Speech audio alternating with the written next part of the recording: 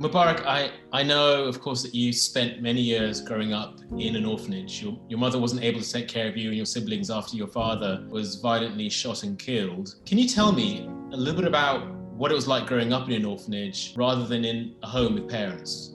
I was angry with everything. Why they took my father away. Why I am being put in an orphanage where I have to depend on others for my food, for my clothes, for everything, for sleeping.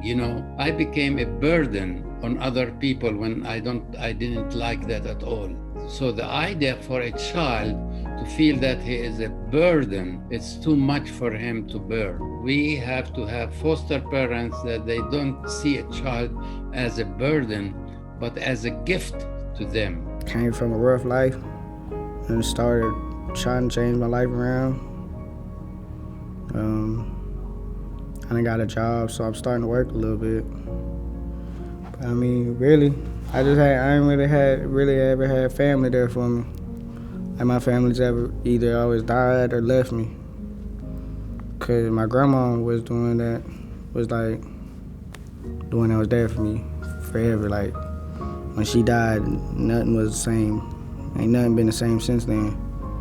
Cause she would make sure everything was alright, And I watched, these grown men, but these boys sitting in my office with tears pouring down their face. And then after, our session was up, they had to dry their face and keep it moving and go back to being hard and tough. So a desire to fight injustice. You have to have people who are willing to advocate for these kids, even when it seems like nobody else will, because sometimes you really are the only person. If you got someone like that in your life, that means someone really care about you.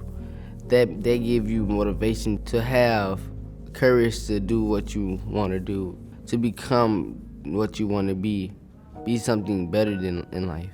I didn't care about nobody, not one person on this single earth. But now I care about everybody. I don't want to see nobody get hurt. I don't want to see nobody end up laying down on the streets. I don't want to see nobody like that. What do young people need today? They need love.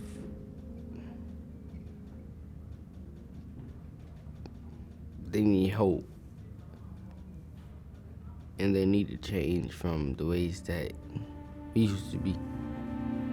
Why is it that so many people are reluctant to welcome teenagers into their home during a time of need? To be a foster parent, you have to accept the concept that those kids have problems and we have to work on those problems. When they show the first sign of the problem, you don't shout, hey, come and get them away. I cannot deal with them. That becomes more dangerous than having a teenager in your home.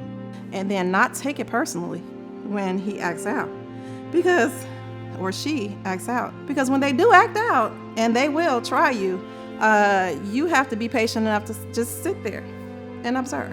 When kids are hurting, it's their instinct to lash out. And you may be the first person they see and they lash out at you. But you can't take that personally. That is coming from a place from them, from hurt. And you have to always remember, these are children. And children don't have the capabilities as adults to, at that moment, when they're angry, they're upset, they're scared, they're worried, they don't have the capacity to think this through.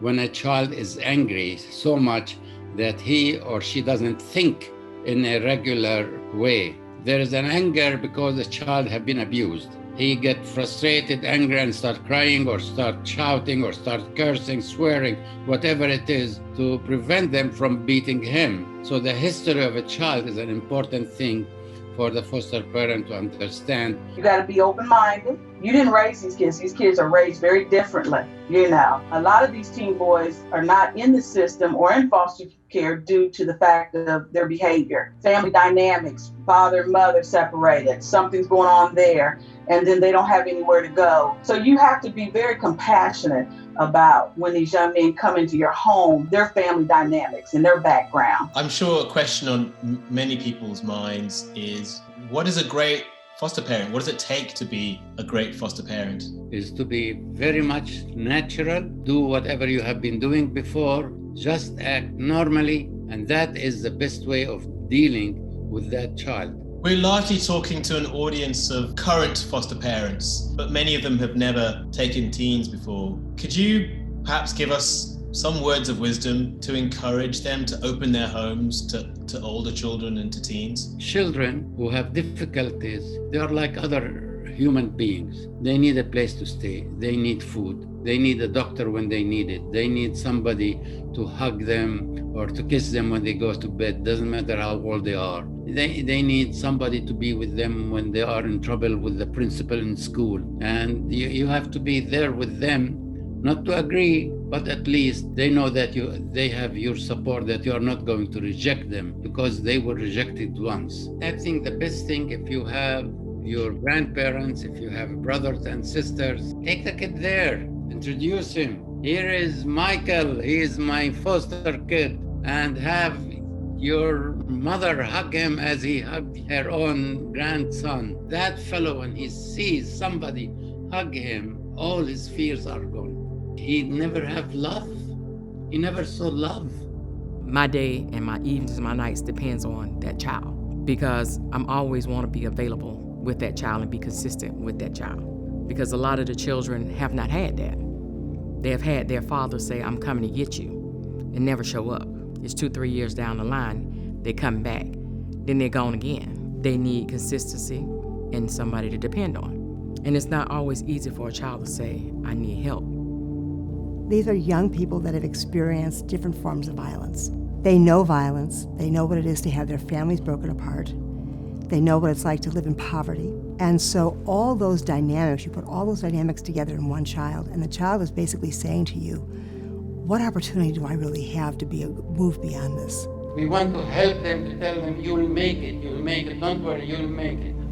Life is difficult now, but tomorrow it will be better. Something that you just know you're meant to do, just to help these kids, and just to see the different person she is from just us meeting her last June to today. It's really rewarding. People say how lucky she is, but really, we're the lucky ones as well. The reason I love our teen young men is, I'll just be honest with you, I need somebody that can dress themselves, feed themselves, get themselves back and forth to work and be so.